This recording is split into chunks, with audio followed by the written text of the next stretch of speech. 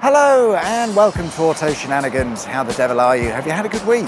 My name is John. Thank you very much for joining me for another exciting Great British Road journey.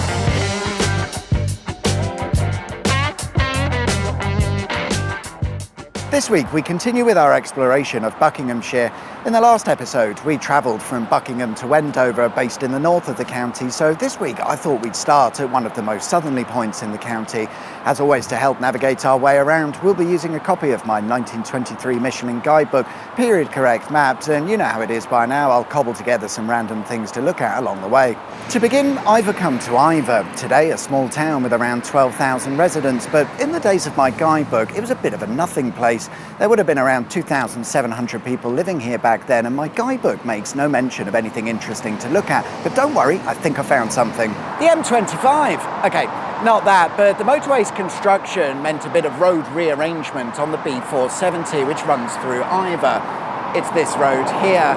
If we take a look at our period correct maps, we can see the way the road used to be routed, and you'll notice Iver Bridge marked on the map, so I thought we'd go in search of this potentially abandoned road bridge. This is the old road that would have taken you up to the bridge, and it's interesting actually, if you have a little look around, you'll find a few reminders that this used to be a fairly busy major road. There's the remains of a cat's eye. Notice how wide it is. There used to be a road carriageway. There probably still is under here. Ah yes, here is a drainage channel, but because it's been dug out of the grass, we can see the remaining road surface still in place, which leads to a drain.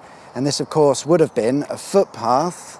There's another cat's eye. And this is where the road comes to an end. It would have continued over the grass area before meeting up with the bridge, but yeah, that road's long gone. This also means at one point this main road would have passed right by this person's front door. What an annoyance. Here it is, easily accessed via a public path. When the M25 came along, the B470 was realigned to allow for a bridge to be built over the motorway, and with that another new bridge was built to carry the road over Colnbrook, which would replace Iver Bridge in the process. Iver Bridge was built in the 18th century. It's made out of red brick and stone with 3 arches, and it's absolutely okay. It's been designated as a grade listed structure because apparently it's of historical or architectural importance, and yeah, sure, it's nice and all, but is it really that important? Coming up next, trees. Indeed, I've come to a place called Burnham Beeches, which is found near Farnham Common, as recommended in my guidebook. It's a forest of beech trees. That's about it. However, in the days of my guidebook, it was a forest of beech trees, and also a popular destination for Londoners looking for a quick day trip or weekend away.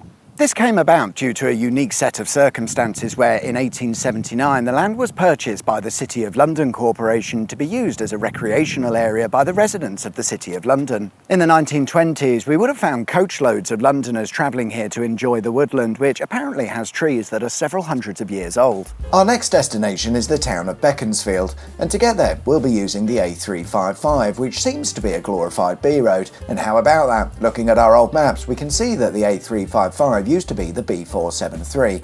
It became the A355 following the construction of the M4 motorway, which led to a lot of road number rearranging. Speaking of motorways, it isn't long before we reach junction 2 of the M40. And with little choice but to use it, because the B473, now A355, diverts off its original route at this point because of the M40. The road used to run this way, but that's not going to work for us because parts of the road no longer exist, so we'll have to go around via the more modern roads.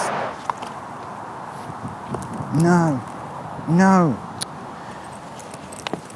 Oh, what a design. But it isn't long before we arrive in the town of Beaconsfield. Apparently, in 2011, this town had the highest proportion of properties costing over £1 million, so it's definitely not a place for me. But what does my guidebook make of Beaconsfield? Well, it suggests that Beaconsfield was a small town. However, at the time, it had seen rapid expansion due to the construction of Beaconsfield New Town, which saw many new houses added. It's worth mentioning that this was in the early 1900s, long before the government's post-war New Town plan, and the expansion was mostly down to the railway's arrival to the town. However, if we look back even further, we can see that Beaconsfield used to be nothing more than a tiny village concentrated around a crossroad. Beaconsfield is home to the world's first model village, called Bekonscot. It isn't mentioned in my guidebook, but that's because it was still under construction at the time of its publication and wouldn't open until a bit later in 1929. It was built and created by a guy called Roland Callingham, and the story goes is that his model railway hobby had outgrown his house somewhat, to the point where his wife had politely asked him that maybe he'd like to take his hobby outside. So he purchased 4 acres of land, said "F you," and built Beaconscott Model Village, which today features over 400 metres of railway track, which is 10 scale miles, and a vast array of buildings and structures. It's still open to the public, and each year the organisation behind the Model Village donate any surplus income to local charities and causes, having donated over £16 million to date. Good work. It's all been rather nice so far, hasn't it? But don't worry, there's always one that lets the team down, and today is the town of High Wycombe. Whilst I'm not in a hurry to get there, we'll be using the A40, which in the old days was the A40, so that's straightforward enough. High Wycombe then. In the days of my guidebook, a busy place with over 21,000 residents. But why?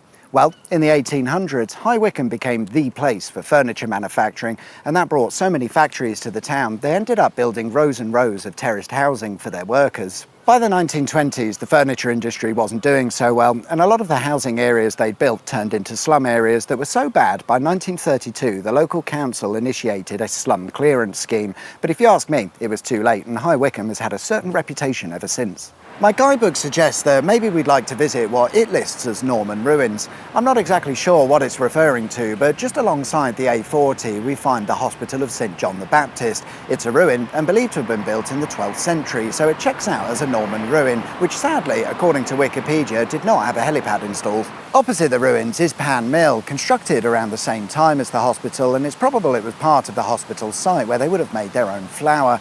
With the River Wye running past, it's the perfect location for a mill. However, the buildings we see today are not the original structures. Most of it was replaced in 1759, only to end up being demolished a bit later in the 1960s to make way for the A40 road that was due to be widened. However, the road widening didn't go to plan, and in an effort to save what little was left of the mill, mainly its machinery, in the early 1980s the buildings we see today were constructed to house anything that was left. Today it operates as a heritage restoration project, and they run the occasional open day.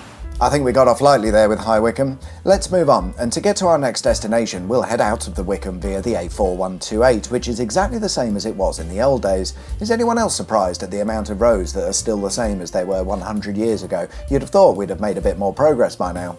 Our next destination is the village of Great Missenden, where my guidebook suggests maybe we'd like to visit St Peter's and St Paul's Church, which dates back to the 14th century, and very nice it is too. However, the church is home to a famous resident of Great Missenden. Roald Dahl was born some years before my guidebook's publication in 1916, and to say he had an interesting life would be an understatement. He worked for Shell Oil, became a World War II fighter pilot and intelligence officer, and then he went on to write some of the greatest children's storybooks of all time. Apparently, Dahl attended a school in Derby that would regularly receive packages from Cadbury's chocolate. These would contain samples of new items, inspiring Dahl to perhaps one day create his own chocolate bar, which he did. It's called the Wonka Bar. One of my favourite Roald Dahl stories is Fantastic Mr. Fox, which is said to be inspired by angling spring wood, found a short distance from Dahl's home in Great Missenden, so I had to come and take a look and enjoy some childhood nostalgia. Before we move on, it's worth mentioning that there is a Roald Dahl museum situated in Great Missenden which operates as a charity. They tell a more in-depth story about Roald Dahl. It turns out he didn't like Jewish people all that much, but let's not go into that.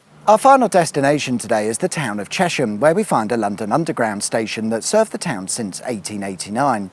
It's part of the Metropolitan line, and the station sits at the end of a branch line that was originally intended to be a main line railway that would continue on to Tring and join another railway there. This plan was cancelled in favour of sending the mainline railway along a different route, resulting in Chesham Station becoming a terminus, oddly positioned at the end of its own branch line. To end, we're going in search of what remains of Chesham's Cottage Hospital, if anything at all.